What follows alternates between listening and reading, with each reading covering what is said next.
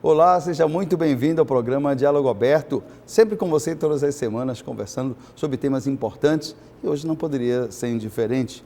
Nós vamos hoje conversar sobre um tema muito importante, vamos falar sobre ginástica cerebral. Ginástica cerebral. Vamos falar como isso é importante para a prevenção também de muitas doenças e com destaque a própria questão também do Alzheimer, né, que é um distúrbio cerebral que é de forma irreversível e muitas vezes progressiva, que afeta a memória e as habilidades de pensamento. De acordo com um estudo publicado ano passado pela Revista Brasileira de Epidemiologia, cerca de 1 milhão de brasileiros sofrem justamente dessa doença atualmente. A maioria deles tem a doença de Alzheimer e por isso a gente vai conversar sobre a ginástica cerebral, como a gente pode prevenir e como trabalhar essas questões todas. Por isso, aqui no estúdio eu recebo o Mário Sérgio Cabral, ele que é especialista em ginástica para o cérebro. Seja muito bem-vindo, Mário, aqui no nosso programa Diálogo Aberto. Muito obrigado, estou à disposição. E você que quer participar conosco, você quer sugerir um tema, sugerir entrevistas, você quer comentar também aquilo que a gente sempre conversa aqui no programa, você pode entrar em contato conosco pelo 98802-2444, melhor, 3444, 98802-3444. Então você manda mensagem, você sugere temas, você também pode comentar sobre o programa, você pode participar conosco, afinal, esse é um diálogo aberto nosso, para trabalhar tantos temas importantes do nosso cotidiano. E neste tema de hoje, que vamos falar sobre ginástica cerebral, é importante a gente destacar o quanto você pode ter cada vez mais melhoria da qualidade de vida. E a ginástica cerebral é uma realidade. Por isso o Mário vai conversar conosco aqui sobre esse tema. Mário, como é que a gente pode definir o que é essa ginástica cerebral? A gente pensa sempre, né, nessa questão de é possível exercitar o cérebro? Sim, lógico, é bem possível. Na realidade, esse conceito já existe há um certo tempo, desde 1960, praticado nos Estados Unidos, e que hoje se pratica em todo o mundo.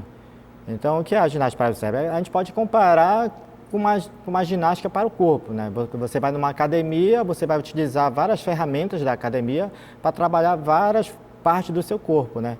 Vai trabalhar com vários equipamentos diferentes. No caso da ginástica para o cérebro também, você vai numa academia, num local, para trabalhar com ferramentas para estimular as suas habilidades, mas só que são habilidades do cérebro, principalmente habilidades cognitivas e socioemocionais. Essas ferramentas vão propor exercícios que vão tirar o cérebro da zona de conforto e, com isso, melhorar habilidades como memória, atenção, concentração, raciocínio lógico, autoestima, tudo isso a gente desenvolve através das ferramentas que são utilizadas. Então acaba sendo um grande fator preventivo, né, de doenças, por exemplo, como o Alzheimer e outras também que podem afetar essas questões. Exatamente. É importante falar que quando você começa a trabalhar a ginástica para o cérebro, ou seja, quando você começa a propor esses exercícios cerebrais, você começa a deixar o seu cérebro mais forte, começa a ter um pouco mais de sinapses, por exemplo. Mais sinapses, você consegue ter vou fugir a palavra aqui. Um fortalecimento dessa questão dos neurônios. Né? E com isso você consegue ter um cérebro mais ativo, prevendo eventuais doenças. Então, quando você faz a ginástica cerebral, você deixa o seu cérebro mais ativo. E se de repente você tiver a probabilidade de ter uma doença, como você já tem essa reserva cognitiva, aí a palavra, certo. Quando você tem essa reserva cognitiva, você vai evitar que essa doença se instale mais rapidamente. Então essa é uma grande vantagem de você fazer a ginástica cerebral, porque você consegue minimizar os efeitos e postergar os efeitos de eventuais doenças. É claro que pessoas que têm parentes em primeiro grau, por exemplo, que apresentaram o Alzheimer, têm uma probabilidade maior de desenvolver, né? Com certeza. Mas essa questão da ginástica cerebral, Mário, ela pode ser feita também por crianças, jovens, ou somente pessoas adultas ou idosos? Como é que a gente pode começar isso aí? Por exemplo, eu tenho um filho pequeno, gostaria também que ele fizesse esse exercício, até como forma realmente de prevenção, até porque a gente sabe, por exemplo, que às vezes tem pessoas que têm na família, pessoas que têm Alzheimer. Então, como é que é trabalhado isso aí para as idades menores? Legal, boa pergunta. Atende todas as idades, crianças, são separados inclusive por faixa de idade, tem para criança, tem para adolescente, tem para adulto e tem para a turma dos 60 a mais. Certo. A metodologia acaba que são ferramentas diferentes para cada faixa de idade. A aula é diferente para cada faixa de idade. Com isso, o aluno consegue trabalhar e desenvolver habilidade, não só para a prevenção de doenças, mas para questões cognitivas mesmo, né? Tem crianças que têm muita dificuldade com atenção, tem dificuldade com concentração, são dispersas, então preciso trabalhar essa habilidade, até para ter um resultado melhor na escola. Então é muito importante realmente para as crianças. Para o adolescente, vai fazer um Enem, vai fazer um vestibular, precisa também desenvolver habilidade. Para quem vai fazer um concurso público, melhor ainda, precisa trabalhar.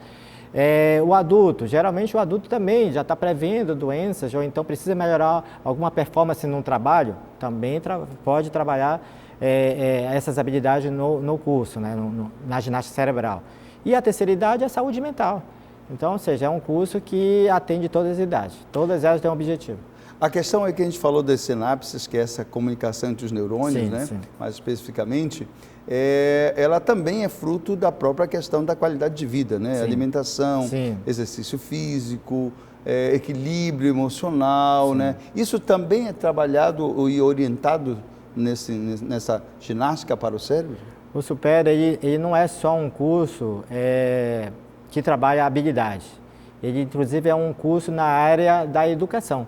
Então, nós vamos trabalhar muito essas funções, essas orientações, até para o aluno ficar ciente que ele não é só de fazer os exercícios mentais, mas ele precisa ter uma qualidade de vida boa para que ele consiga realmente evitar doenças. Então, ele precisa evitar fumo, álcool, precisa fazer exercícios físicos, precisa ter uma excelente alimentação, como você falou. Então, isso tudo você precisa manter para ter um equilíbrio e uma saúde melhor. E hoje nós estamos vivendo, né, principalmente essa geração que nós chamamos agora a geração alfa, Sim. que é a turma que nasceu de 2010 para cá, tem hoje 12 anos, né?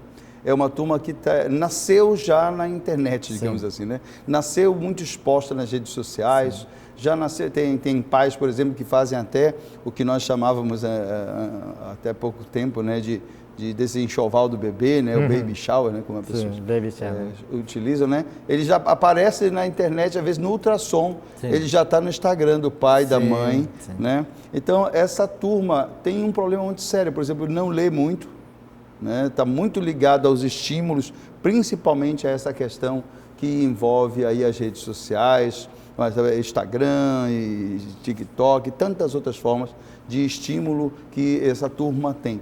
Para essa turma, eu queria que você dissesse para a gente assim, o que vocês detectam mais que há uma carência maior? É memória, é atenção, é foco, é equilíbrio emocional, é ansiedade. Como é que está essa turminha aí dessa geração alfa que de 2010 para cá hoje está nessa faixa de 12, 13 anos? Excelente pergunta. Realmente é muito preocupante essa situação.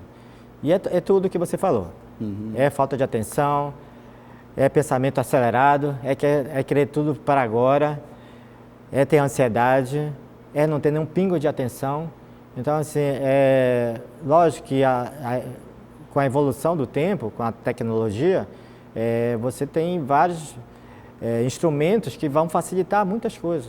Mas também o exagero, você não ter esse controle, você utilizar por muito tempo, principalmente às vezes adolescentes, crianças, às vezes falo para os pais que estão no quarto estudando, que a gente sabe que não estão, já estão lá com algum equipamento eletrônico. Multitelas, aberta 30 telas.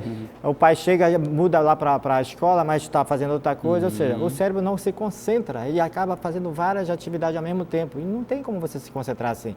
Outro fator muito ruim é que como fica muito tempo nessa tela, você acaba atrapalhando a sua visão, certo. Acaba você dormindo pouco. Até a questão de foco, né? O foco atrapalha. E quando você dorme pouco, você não consegue trabalhar melhor o seu cérebro, as funções do seu cérebro. E aí você no outro dia tem que estar cedo na escola e não consegue aprender. Dorme mal, dorme pouco, né? Sono sem qualidade. Sem qualidade. Sem respeitar os ciclos, né, naturais que a gente Isso precisa. é muito prejudicial. Então é um alerta para os pais para reduzir ou então controlar o tempo de redes sociais. satisfaz um pouquinho da nossa curiosidade. Me cita um exemplo assim para essa juventude, quem está escutando aí, que tem filhos aí nessa faixa etária de adolescente, a turma aí da geração Z, né? Que é antes aí da geração alfa, que é a turma hoje que está com 17, 18 anos. Um exemplo simples aí de uma ginástica cerebral que a gente pode estimular para essa turminha aí que está entrando na fase adulta. Um exemplo bem legal. Ao invés de estar lá nos jogos eletrônicos, faz um jogo de tabuleiro. Convida o pai, convida o amigo e vai treinar raciocínio lógico, vai fazer o jogo de raciocínio lógico, né? Testes de matemática, enfim. Você consegue se divertir e trabalhar o seu cérebro de uma forma que você desenvolva melhor suas habilidades. Então, uma coisa que eu sempre falo é que não adianta você, às vezes o que acontece, o adolescente ou a criança vai na escola, não presta atenção na aula e terminou a aula, ele vem para casa e esquece. Não pega mais no caderno, não estuda e acha que aquilo é suficiente.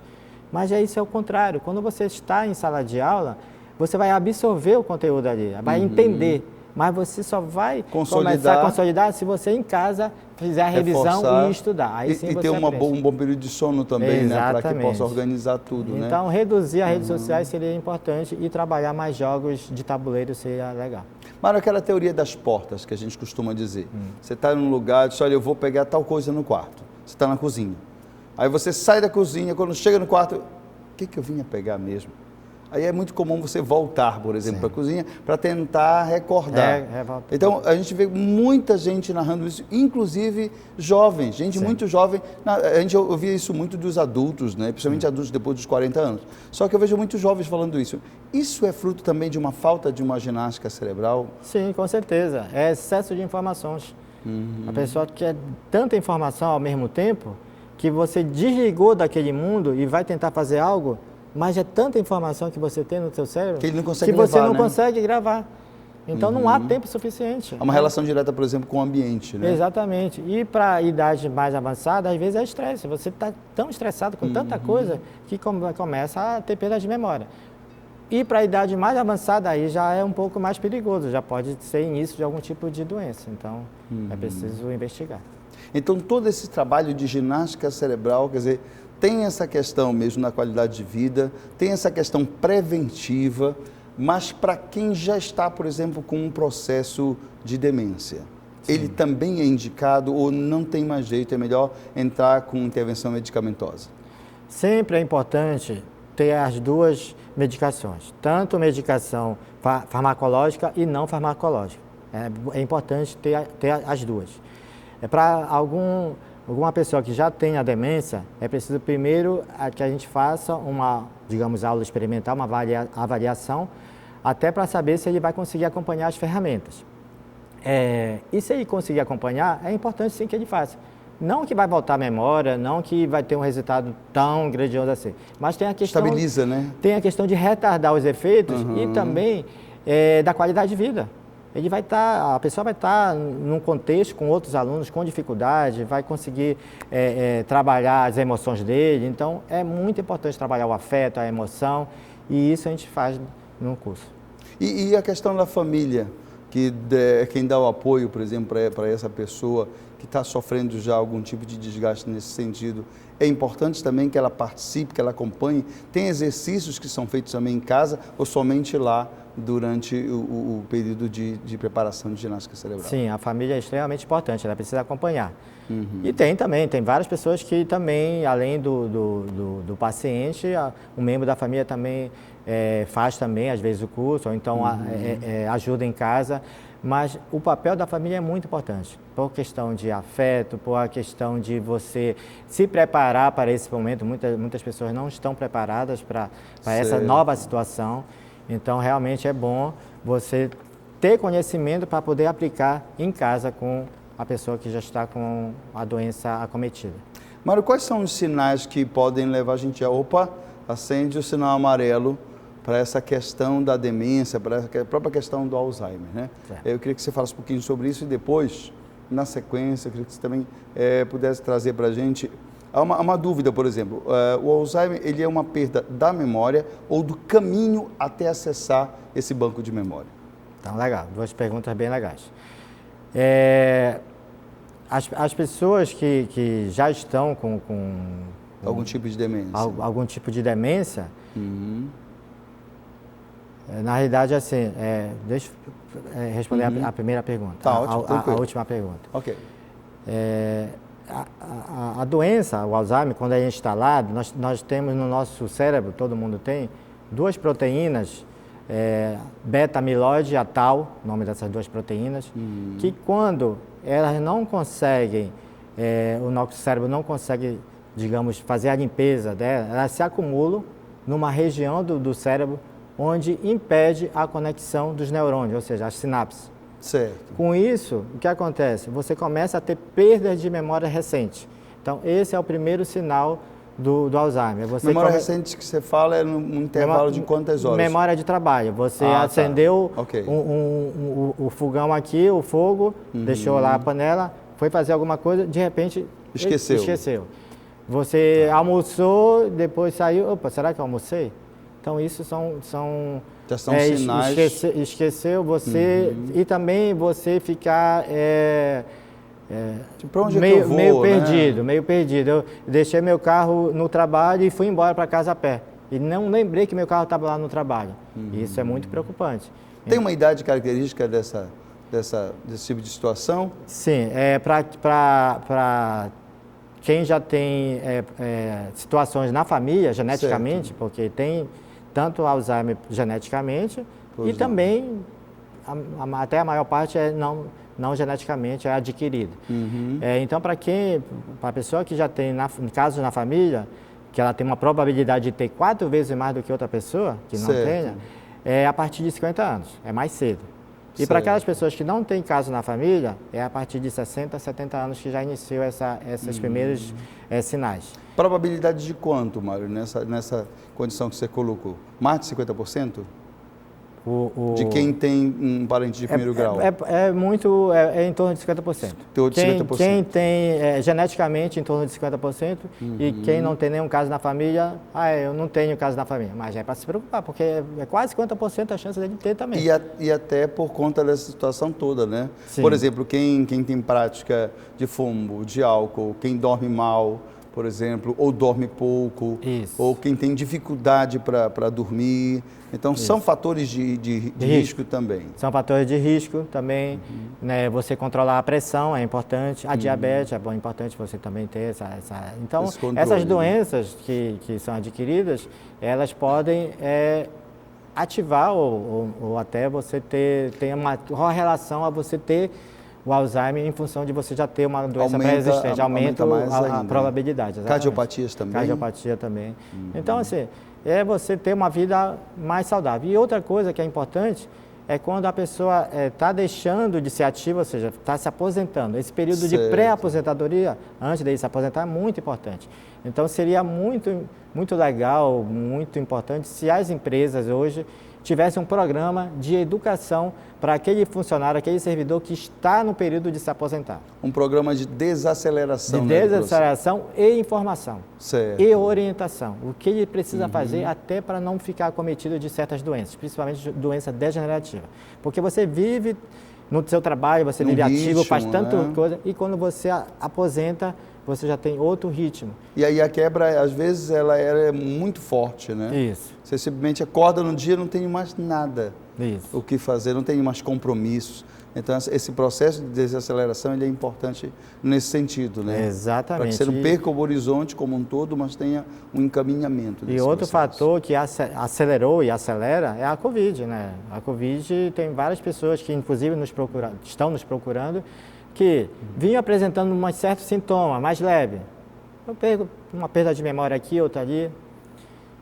Teve a Covid. Depois da Covid, acelerou de uma forma muito rápida, esquecendo até nome de filho, nome de pessoas bem próximas.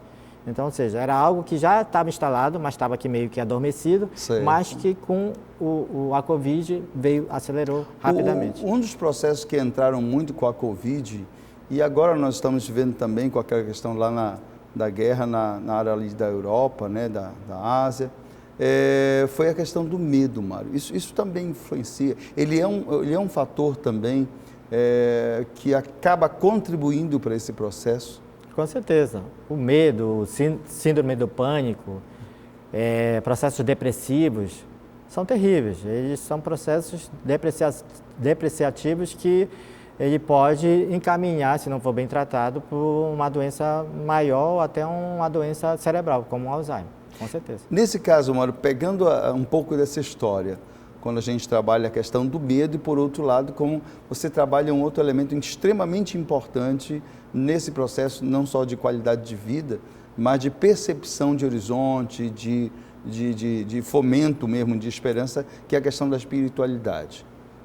Como é que você avalia, dentro desse contexto que é técnico, né, dessa questão toda, o peso, né, da espiritualidade nesse contexto, de olhar para frente, de acreditar, de pensar que realmente a gente não tem uma estrutura presa ao mundanismo, como diz o próprio Papa Francisco, né, falando sobre essas questões todas. Como é que você vê isso aí? É extremamente importante.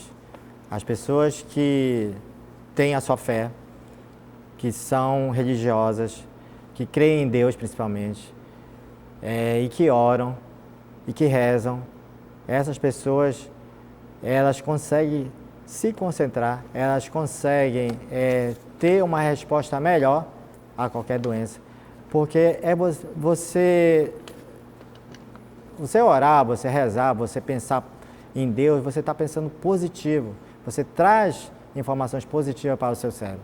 E toda vez que você traz essas informações positivas, você consegue trabalhar com esse lado mais negativo de uma forma muito mais avançada, de uma forma que, se você comparar alguém que é ateu ou que não está muito ligado à religião, o processo dela de degeneração é muito mais rápido que alguém que trabalha a parte religiosa. Então, realmente, quem acredita e deve acreditar, precisa manter a fé. A fé é fundamental, fundamental mesmo.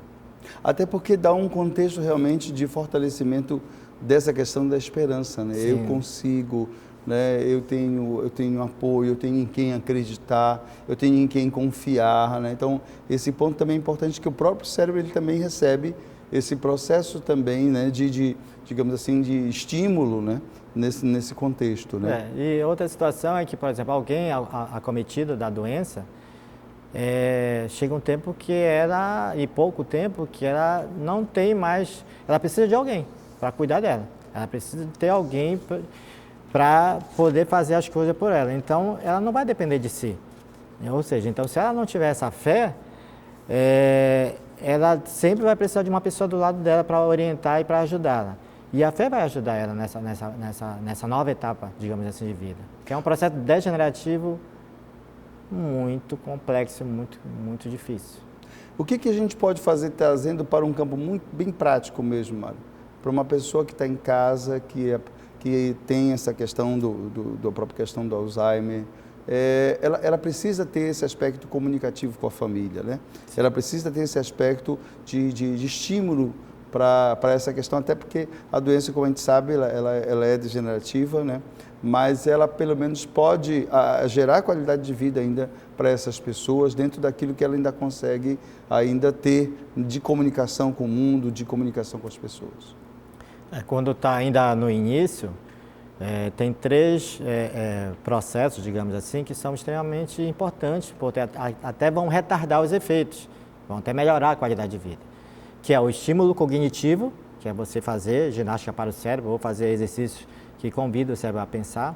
Certo. São estímulos físicos, você precisa fazer algum tipo de atividade física, que isso vai melhorar, inclusive, as suas funções cerebrais, e os estímulos sociais. Então, às vezes, quem já está com a doença acaba ficando retraído, ficando em casa, ficando fechado, né? Isolado. E isso não deveria ser assim. Deveria sair mais, deveria ir para a praia, para cinema, se divertir.